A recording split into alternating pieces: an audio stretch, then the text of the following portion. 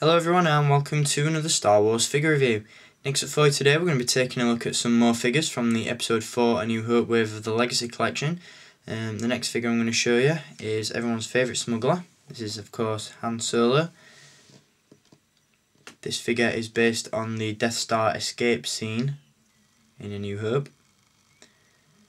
Very cool figure for the most part, although due to a couple of accessories that are included with this figure, I have mixed feelings about it. I do like it as a figure, but there are some parts that I would have liked to have seen improved or just not included at all really. So before I get onto the figure, I will show you the packaging that he comes in. And I will quickly read it from the back. After rescuing Princess Leia, Han battles his way back to the Death Star's hangar.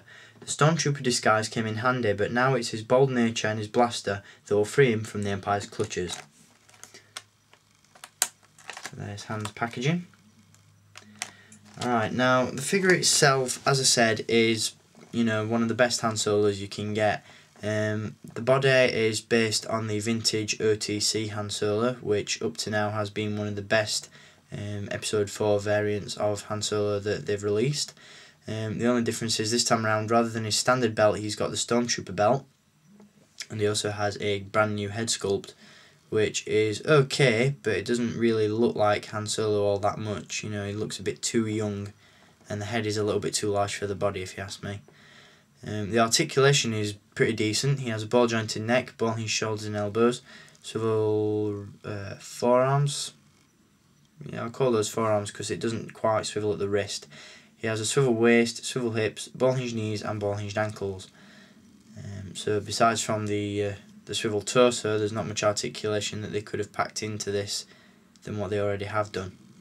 As you can see, it does come with the E11 blaster rifle, which can be slotted into the holster on the side of the leg, and he also has a thermal detonator attached to the stormtrooper belt on the back, which can be removed, but due to it falling out a considerable amount of times, I've actually glued this one into place.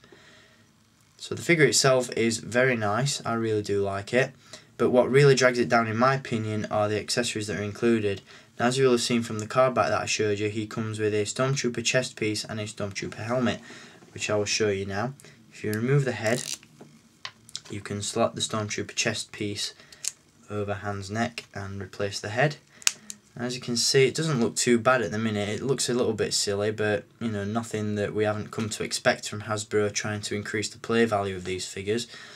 But it's when we get to the stormtrooper helmet itself that this figure just gets ridiculous, because when you put the helmet on, it just looks completely stupid.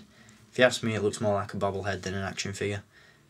The helmet is way too oversized, even for a standard Han Solo and stormtrooper disguise figure. If you put this helmet on it, it just looks ridiculously large. And I would really like to know what Hasbro were thinking when they made that, because it just looks so silly, it's unbelievable. So without the helmet and the chest piece, this figure is great. Highly recommend it. The only thing that I would probably use the stormtrooper accessories for are for pieces for dioramas or background scenes or whatever, because other than that they really do look stupid on the figure, and I much prefer the figure as it is in this form.